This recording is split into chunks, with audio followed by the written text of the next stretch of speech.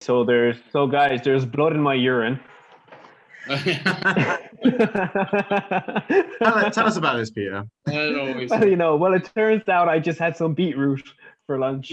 Oh, sorry. Yeah. You sure it's just that? We'll check again later on. All right, let's get this thing started here. All right, everybody, welcome to another Two Chimps Typing special edition. Good evening. One chip and his English-speaking buddies from Wales, from Turkey, from Ireland, from Cornwall.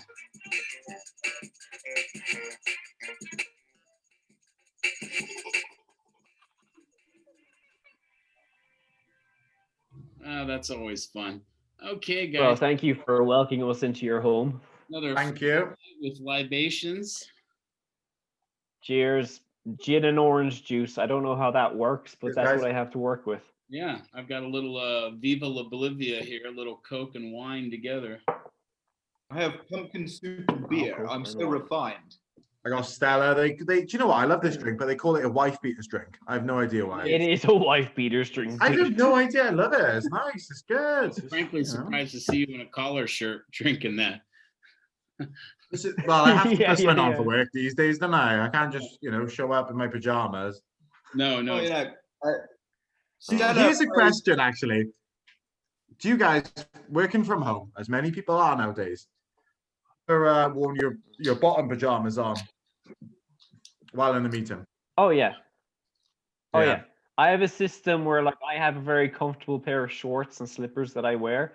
But I will always have the top half looking perfect. Although one day a kid asked me a question and I just reached to the fridge to get something and I kind of stood up and you could see my butt and it was obvious that I was wearing pink swimming shorts, and I just sat back down, and none of them said anything, but they're just kind of looking and it was so outrageous. Because normally kids will say it, they'll go, oh, but they were just shocked to kind of see that, Peter teacher and then unemployed madman. Yeah, that's every kid now in your school knows you wear these pink things now. Well, when I did have Instagram, they saw those shorts because I used to wear them always at the beach. I'm business on the bottom and the top. I'm just as conscious. I'm always worried that I'll get up for some unexpected reason, like an earthquake or getting something from the fridge. And so I'm business on the bottom and the top. I don't take those chances. It's nerve-wracking, this idea that you would have shorts on and be exposed because our bosses. About the earthquake thing. What's that? About the earthquake thing, though. It's no secret that I sleep naked, and everyone finds it very strange that I do so. It's good for you, isn't it?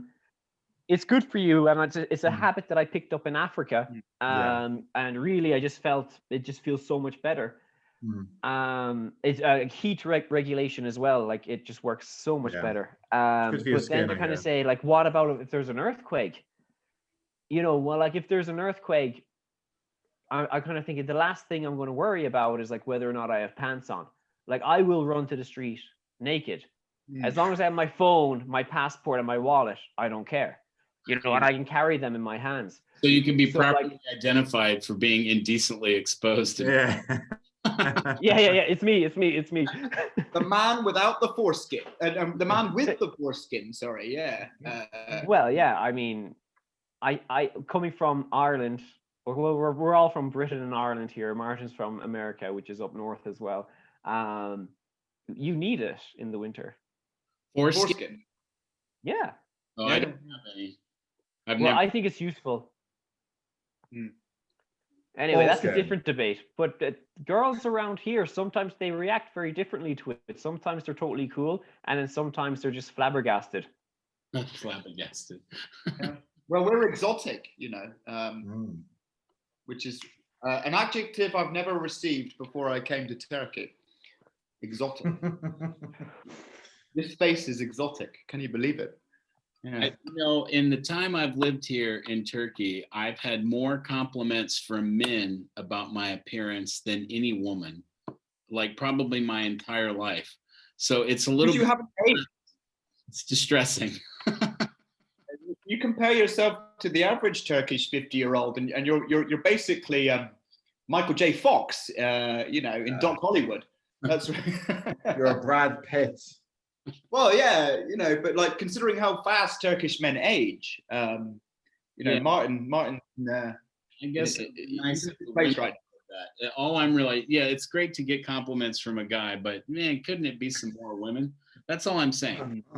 And these are perfectly straight guys. These are perfectly straight men. So for them to come out of their comfort zone, good on them. But Jesus Louise. And yeah, speaking of Turkish women, I think we all, a couple of you are happily married. So, that's worked out for you. But for the rest of us struggling to make a real connection with them, there's so many reasons why it's difficult to, it seems on the surface that the culture, like that, it could work out just fine. But even like the most cosmopolitan women I've been with, just, yeah. It's always very difficult. Missing. One thing that I noticed is maybe it's just the Irish mentality, where I know guys who have been with their girlfriends for 10 years now, and they have gone from Ireland with them to America. Now they're in Australia working, and they're always like searching for the best way of life. And what I discovered to my detriment is like, around here, a lot of them are quite happy to keep things the way they are. Mm-hmm. Yeah. I agree. In Turkish. Yeah, they kind of I even said, like, to an ex-girlfriend of mine, I said, how would you feel about even just moving to Izmir? How would you feel about moving to Toronto, Sydney, Dublin? How would you? And they're like, no. I'm like, Izmir? No. Istanbul? No. Denizli, I have to stay here. It's so good here. And I'm just kind of like, right, well, that narrows everything nicely into this little prison, Yeah. Yeah, that's sort of an interesting thing too, is that you kind of would, like, from the outside looking in, you sort of expect that that they would want to leave, right? That they would want to spread their wings and see. And we imagine that, like, I think that's like a narrative that's maybe out there fed to us. Certainly when I came here to Turkey in 2006, it was like a kind of a big deal to be a foreigner in Istanbul. And then when I came back to Turkey 4 years later, it had completely changed. Like, that zeitgeist had evaporated, and girls didn't pay any attention to a foreigner walking down the street. And I think the political zeitgeist had a lot to do with that, I think it's better though. And the economy was stronger. And I think it's better too, because it's not like, if you're a man in the Philippines, that those women are looking for a way out of the Philippines or Thailand or Indonesia or any one of these other places. Those women are looking for a ticket to ride. And that has always made me feel uncomfortable. Well, for sure. Whenever I have encountered that here, it's really made me feel uncomfortable. Right. And I'm actually glad that the exes weren't looking for that. Yeah.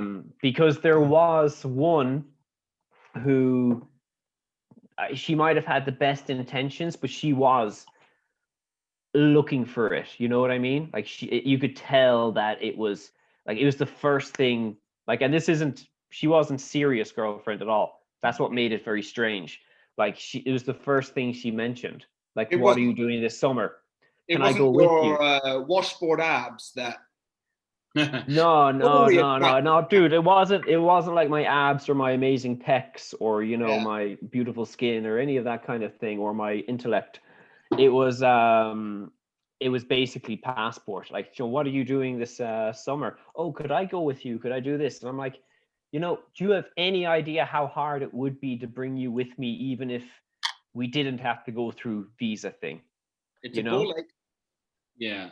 Now, having said that, on dating sites, women that I've met who are Turkish, there's like a common theme that sort of runs, a thread that sort of strings them all together, where those women are looking for a way out. They are like fed up with the country. They're fed up with the male-dominated culture. They're fed up, you know, and they are looking for a way out. And so they gravitate to me thinking like, oh, he's a guy who's probably only staying here maybe temporarily. And if I can make something happen with him, you know, then that maybe this is my way to the United States or something like that. And these are all like well-educated women. These are not like housekeepers, you know, these are well-educated women, cosmopolitan, you know, at least bilingual, have a good education, have had a good career, whatever it is, but they're fed up. And I hate to pop their little bubble right off the bat where I'm like, well, you know, I've been living here for 10 years and I consider it home. I love living in Turkey. I love Turkey too, but can I just say that no women gravitate towards me on Tinder or OkCupid. I told George about this maybe 2 weeks ago, that like fake, they think my profile is fake. They think that it's somebody has grabbed images from someone's Instagram and just made a profile, because I have started talking to some girls on it and they say they're so cold at the beginning, and then when we start talking on WhatsApp or on Instagram when I used to have it, they would say, look, I gotta be honest with you, I thought your profile was a fake, a phony, you know? And I'm kind of like, I feel that like mine's like the most real thing on there. You know what I mean? As in, like, I actually have a real profile. I tell you about myself, and the pictures are just me, you know? I've had a couple women shoot me messages, are you real? And I always thought it was like a compliment to the quality of my profile, because I think I've got a kick-ass profile. And so the question was like rhetorical, like, could this man actually exist? And then I realized maybe they're thinking the same thing, like this is a catfish operation or something. Hey, what about the shit show? What about the shit show? What is better? What about if you make your profile as a Turk? Like, give yourself a Turkish name, like Mehmet or I've thought about that. And then you reveal your true identity. How cool would that be? Well, that's disingenuous, isn't it? Yeah, no, I've thought about that, man. I've thought about that, but I figured that a lot of the girls on these dating websites, a lot of them are kind of and I really don't mean any disrespect because I'm on this bloody website, but a lot of them are kind of like, you know, hairdressers. You know what I mean? We say in Ireland, like, you know, hairdresser women. You know, they're just kind of pretty simple. You know, they look really good, hair straightened, blah, blah, blah. But there's not much in the noggin. It's kind of like, I kind of feel like by being a foreigner, I'm kind of avoiding them. And anything I do get is someone who can speak English. Do you know what I mean? Yeah. So, and that by proxy, that means that they've been educated. So it's kind of like a filter. Well, so I wouldn't go in there as a Mehmet because of what I might attract. Things. Yeah. See, the big giveaway, to kind of get back to what George said about a Turkish man's profile. See, the problem with a Turkish man's profile, as I have seen, is that, and I say I've seen them, and this is a curious thing because you see them because they come up all the time. They specify that they're a man looking for a woman. They're so eager and excited to get their profile up, you know, that they haven't bothered to filter correctly what they're looking for. Ergo, they naturally show up in, I'm only looking at women's profiles. So, but I have seen dozens of Turkish men's profiles, and the reason is the same. They never specify what they're looking for. They're not gay men. They're not in the closet gay. But have you noticed how many trans there are in this city? Yeah. Oh, yes. Yeah. Dude, they're it's a lot of Iranians, isn't it? It's Because a lot of in Turkish. okay.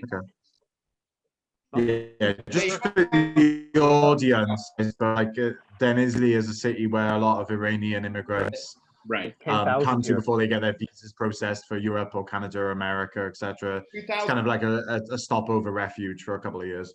That's 10,000. There's a bar in Chinar, and they do congregate there. The ones that just like I was eavesdropping, they were speaking Turkish, but obviously we've got a lot of gay Iranian men here as well. But no, I mean, like I can say, like these transsexual Turkish women look pretty good. I mean, like. Well, you'd want to be careful, because when I'm like swiping left for what I don't like, and then it kind of comes up and they have it like this, and you're kind of like, Tinder's a numbers game, so you kind of say yes to things that you're not really sure of anyway, just to try get some feedback. So like you might go and then you get a message off them like, "Merhaba, hello." Like I'm like, oh god damn, like what have I done? That's why you have to hit the info icon on the photograph to see if they've written anything, because very often. Oh, dude, I'm very just like. It helps to read, because very often they will identify themselves, and that's just good advice for all of us, right? So yeah. I haven't used Tinder in years, decades. I used it once. It destroyed my soul when I was in Japan, because I didn't get barely any likes and stuff. But what's it like these days anyway? It's like for me and George, it's a completely different world. Okay, so look, this is what happened to me with Tinder. I went onto it after like my long-term 6-year relationship ended. I went onto it and I thought I had a kick-ass profile, but like I told you earlier, it kind of felt like nothing was happening. And then I went back to Ireland, and the minute I landed in Dublin on OkCupid, and I was in Dublin for just half an hour, ding, ding, ding, ding, ding, ding, ding. I really think it depends on the demographic and where you are. So the Irish girls were into you, or? Well, no, I think it's not so much that. It's like if you're in your early 30s or late 20s and you're in Ireland, then it's game on. But if you're in your early 30s in Turkey doing it, it's kind of like all the best ones are kind of taken. But then when you get like into your mid to late 30s, you start getting into divorcee area, and people might decide just to go back on it then. You know what I mean? Jake, so I think demographics are huge. I'll let you in on something, Jake. We had an evening class that we shared at our old place that we used to work, and there was a woman called Duygu. Do you remember her? I remember her, yeah. She was a bit mad. Yeah, she's a very nice lady. But yeah, a bit eccentric. All we're not named. Eccentric. Married and miserable.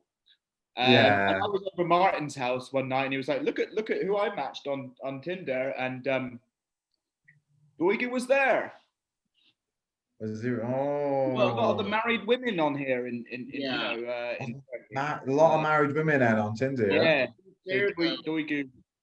To be fair, though, I think in Turkey there's a disconnect in the understanding of what Tinder is. It's basically like a social media app here, because very often women will pose with their husbands in photographs, children. Oh, what the fuck?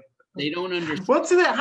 How do they think it works? Because see, like it's not. They don't understand. Like, oh, I like the look of you. Do you get what I'm saying? Like, I say it's an app that's based on attraction. But how can it be? How can it be? In the summertime, I swiped right on a couple's picture. Like I said, it was just I swiped right on it. I told George about this, and sorry, does right mean yes or left mean no? I think it means yes. And right, yeah. Hang on. No, swipe left means and means no. Right. So did you swipe yes or no? Anyway, I said yes. Sorry. Okay. So like I said yes because I was playing the numbers game, okay? And I just didn't really look at the profile. And that's my story, and I'm sticking to it. And and I get a message off them, and I'm in Bodrum, and they're in Bodrum as well. And I'm like, oh, I got a message, fantastic. And she gave me the lowdown, saying that she's looking for someone to join in with her and their husband. They've been married for 10 years. They're getting bored. They want something extra, you know? And I was saying to George maybe 2 weeks ago, it's like, George, I was so like bored on that holiday that like, if I had been like, 3 or 4 more beers into my session, I might have just said yes. You know what I mean? Like, you have to be so careful on it, because you will get into these conversations with people where they will keep texting you, and then she'll be like, well, maybe he won't be here, maybe they won't be there. If I were you guys, don't go on it. In fact, I was going to delete it earlier until I got a new match. Swinging is very popular in Turkey, by the way. But dude, is it though? How do you know this? Tell me, you must have a story about this, Anna Simone. I need to know. Are you saying to me or George? You know what I hear.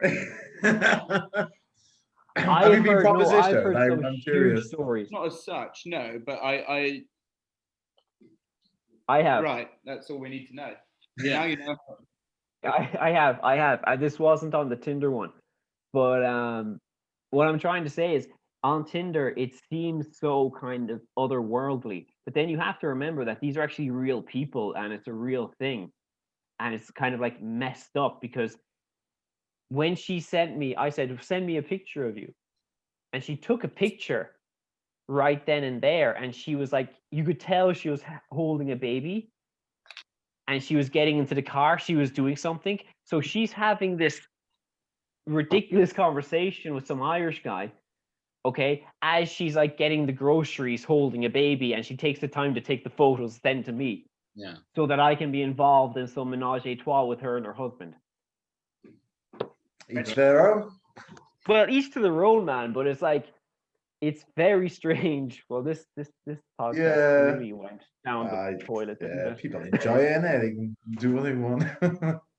Even if it's shopping bags and all that. Gary says it's a bit bizarre, isn't it? But Speaking of menage, Donald Trump has been deleted from basically all forms of social media, which is that was our real pressing matter. That needs to be has some attention, in my opinion. Speaking of golden showers, yes, exactly. It in the family. Yeah. So that's an interesting thing. Like, for the first time in several years, he's been. You think about that. Like, he must have been going through withdrawal symptoms, because for him not to be able to tweet, I saw a number that he had made 56,000 tweets over the course of his presidency. 56,000 tweets. That's incredible. He had to have been going through, and maybe still is going through, withdrawal symptoms. He must be. Yeah, that's true. And his advisors were like, look, do not go on to Parler, do not go on any of these fringe sites, because it's only you're already radioactive as hell. Don't amplify the the damage, which is really interesting. And you've seen all these stories that, like, in the investigation, what they're uncovering, like, that people were taken on tours the day before, on January 5th, to do reconnaissance of the Capitol building, the lay of the and then who was it? I think Ayanna Pressley said that the panic buttons had been ripped out of her office, and she hadn't changed offices. Same office. The panic buttons were installed when she started getting these threats from people, these racist threats. And the panic buttons were missing, and they were in the office. It wasn't like the horde had been in her office first and they found out later. No, they went into their offices directly before the horde got there, so to speak, and the panic buttons were ripped out. That is freaking scary. Like, that something.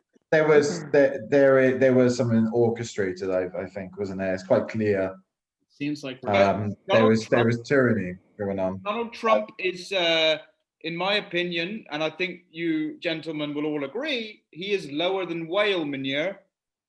Yet some people say perhaps, this is a violation of freedom of speech, blah, blah, blah. The fact that he can't broadcast himself on social media. It's a private company. See, that's the thing. Your constitutional amendments are not upheld in a private venue in your work environment. Like when a private company is allowed to abridge, if you will, your First Amendment protections. It's the government that has to uphold your First Amendment protections. Nobody else has to. So he can as far as that goes. If you go into a bar and you run your mouth, the bar owner has every right to kick that guy out of the bar. 100%. So I mean, whether you like it or you don't, that's what I'm trying to get across to people, especially in Turkey, who are quite upset about this. Because they have a weird affiliation with Trump here. I'm saying Twitter is basically a bar room where you come and talk. It's discourse. And the owner of the bar room has every right to say, get the fuck out of here, if he wants to, Now on the and also the bar owner isn't making up the rules as he goes along. Those rules are set from day one. Like, no hate speech, no inciting violence. Sure. So I mean, that's that. I mean, like Twitter isn't like the BBC. It hasn't got like journalism standards or to uphold. It's just a web platform. Well, a lot of this, man, is like but a lot of people, especially younger people and very old people, are seeing these platforms like WhatsApp, Twitter, Facebook, and Instagram. They're seeing them as like, permanent fixtures in our lives, when like the average lifespan for most applications isn't that long at all. Like Facebook is like a huge exception to that rule. I know. You know what? It seems. Yeah. I've had enough of it. I've had enough of Facebook. I think it's like cringe how it can, like, you type in something in Google and it automatically comes up for you. And I find that quite scary. I said it to my mother and the other day. This is why I say old people in this also, okay?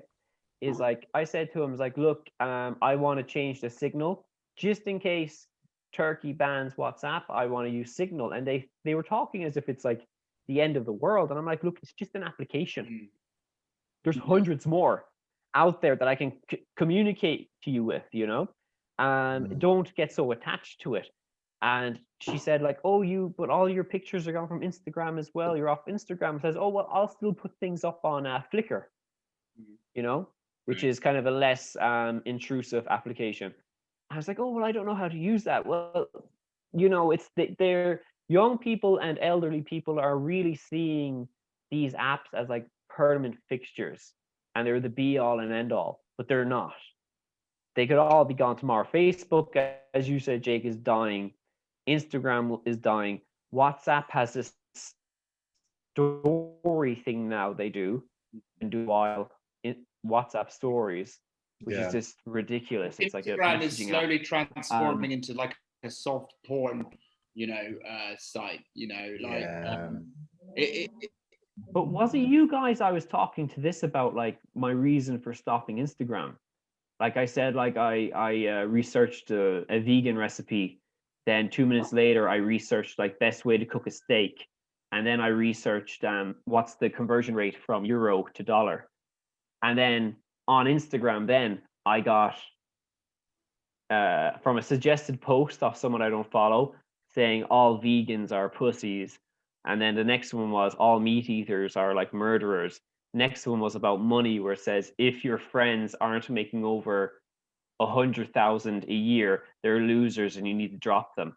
Just all this negative shit.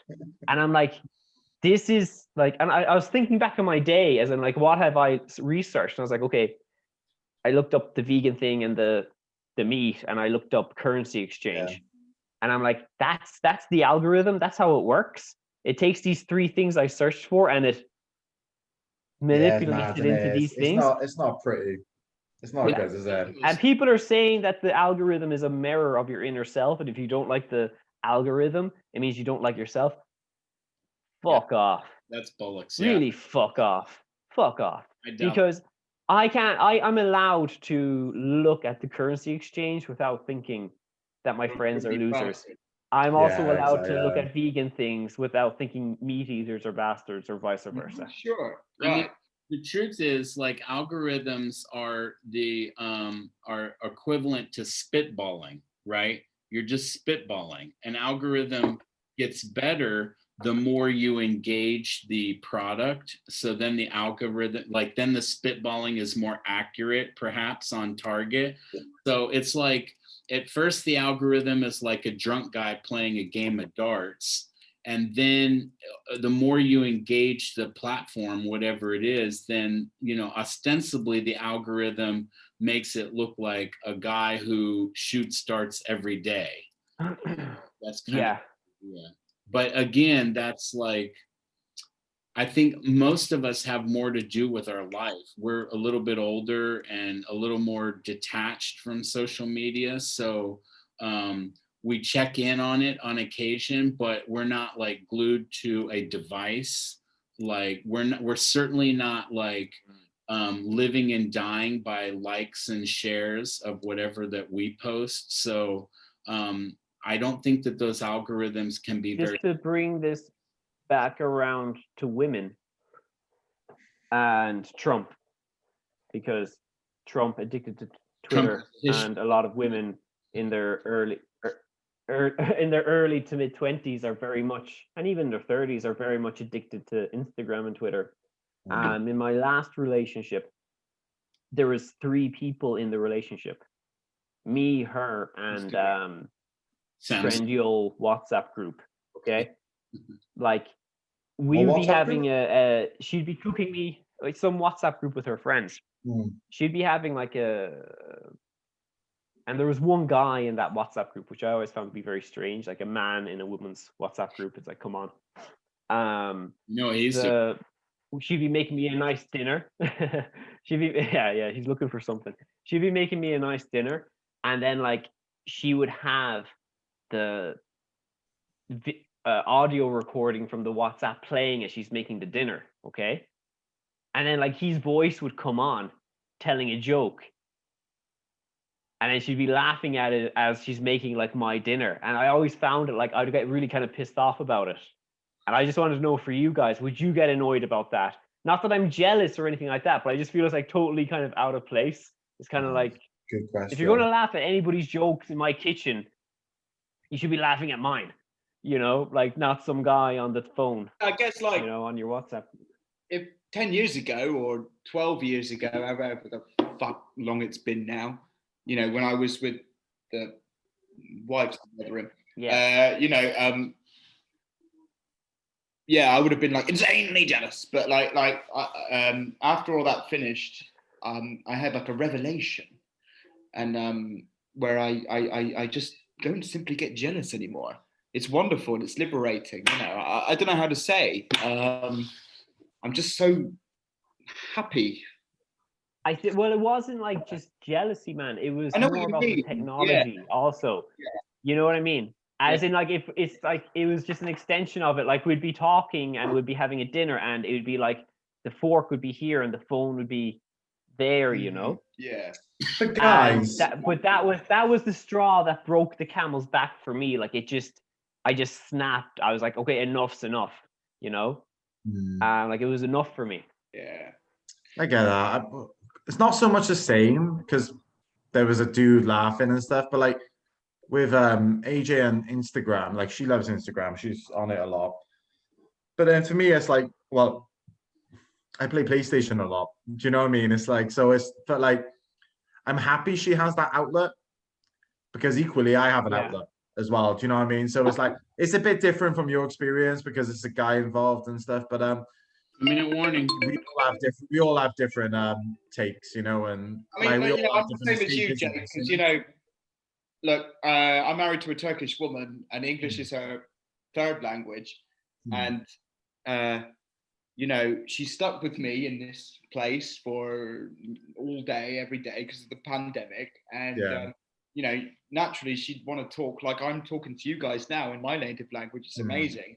Naturally, she would want to talk in her native language. No, I completely get that, mate. But it's just, for example, we're in a big apartment and I can hear that in every room. It's not like it's in her headphones or anything. It's like I can hear it in every room. Okay, all right. I understand. Like, this, you know what I mean? Idiot's part of your furniture in a way.